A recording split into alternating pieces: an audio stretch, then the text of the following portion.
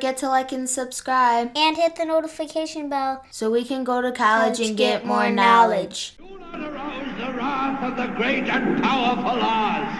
I said come back tomorrow.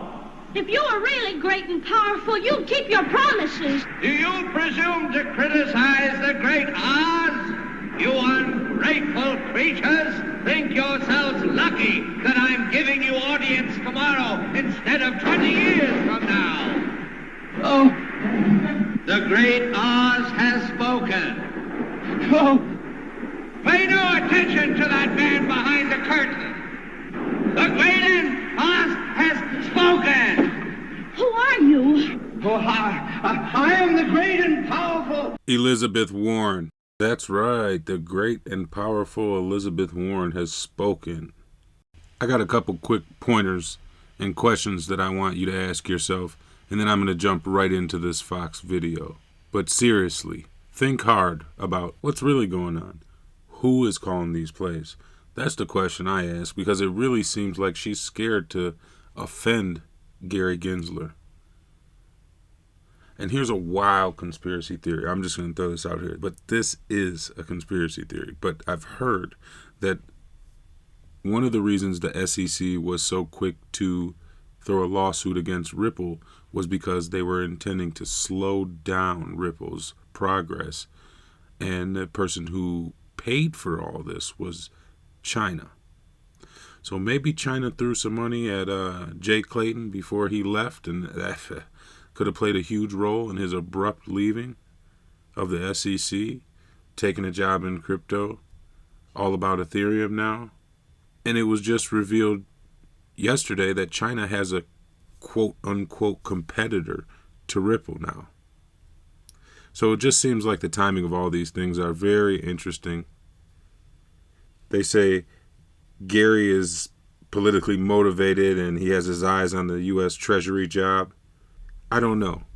I can't speak on any of this conspiracy to be truth. I can tell you what I've heard. But what I do know is that Gary has failed us. He has failed us to protect us from the most dangerous villain the U.S. economy has ever seen, Kim Kardashian. He also failed against Three Arrows Capital, Celsius, Voyager, FTX, and Terra Luna. It's obvious that this man's time has come and gone. And I'd say it's about the same for Senator Warren. But you know, in these circles, they always fail up, so they'll get a promotion. But again, I want to leave you with this thought. Who is the one who Senator Warren is scared of? Why was she so scared to give this man a difficult question? Who is she working for? Because it's not you and me. See you on the next one. Hope you guys like it. Tell me what you think in the comments below so I know what you guys want to hear, and I'll keep them coming. A bombshell report tonight about how Elizabeth Warren, Senator Elizabeth Warren, and her office coordinated testimony with the Security and Exchange Commission ahead of a Senate hearing. The Heritage Foundation Oversight Project, of which I'm associated, through a FOIA request, obtained emails from Warren's office to the office of Chairman Gary Gensler 2 days before his Senate testimony back in September of 2021. The email from Warren's economic policy advisor includes a list of questions. Get this, a list of questions that Senator Warren planned to ask, along with suggested answers for the chairman of the SEC. The advisor also wrote, quote, "Let me know if you're okay with the questions as currently written." 2 days later, she sent a follow-up, quote, "Let me know if it's looking like the chair has any issue with the framing of the questions. Definitely don't want to put him in a tough spot," end quote. And it appears the chairman didn't have any issue with these questions because Senator Warren asked almost verbatim from the email. Check this out. Chair Gensler, advocates say crypto markets are all about financial inclusion, but the people who are most economically vulnerable are the ones who are most likely to have to withdraw their money the fastest when the market drops. Does this sound like the path to financial inclusion to you?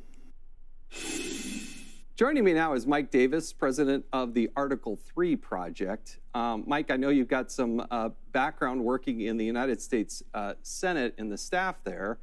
I served in Congress for 8.5 years. I have never, ever heard of somebody prepping the witness with the questions, the suggested answers, especially from somebody like Senator Warren, who proposes and tells the people, I'm going to fight Wall Street, I'm going to go after the SEC, I'm going to hold their feet to the fire. Meanwhile, she's playing footsies with them, suggesting, here's the questions, are you okay with them? I've never heard of that. Have you?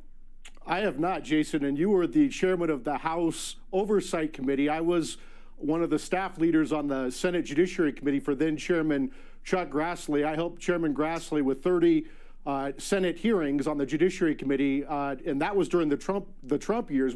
We didn't even do this during the Trump years. This is supposed to be an oversight hearing, and they're supposed to have aggressive oversight, not this coordination with this independent agency, the SEC, that they're giving questions to the chairman and asking if it was okay if Senator Warren asked these questions. And is it a surprise to anyone that Elizabeth Warren is pretending to be someone who she's not? Yeah, right. Now, look, we reached out to Senator Warren, gave her hours and hours and hours to review this, get back to us. They totally ignored our questions and instead sent us what read like a boilerplate, she's a warrior against the Wall Street missive. I mean, it is absolutely embarrassing they would come back. You look at what she says publicly, what she puts out on Twitter, what she says, I am working hard to fight against cryptocurrencies. I'm working hard to hold their feet to the fire. But this email demonstrates they were doing exactly the opposite, almost asking permission if it's okay if we ask these questions, and maybe you might want to answer it this way. Didn't Gary Gensler come from Goldman Sachs before he joined the SEC? I mean, it sounds like a revolving door in the Biden administration between Wall Street and his administration. Yeah.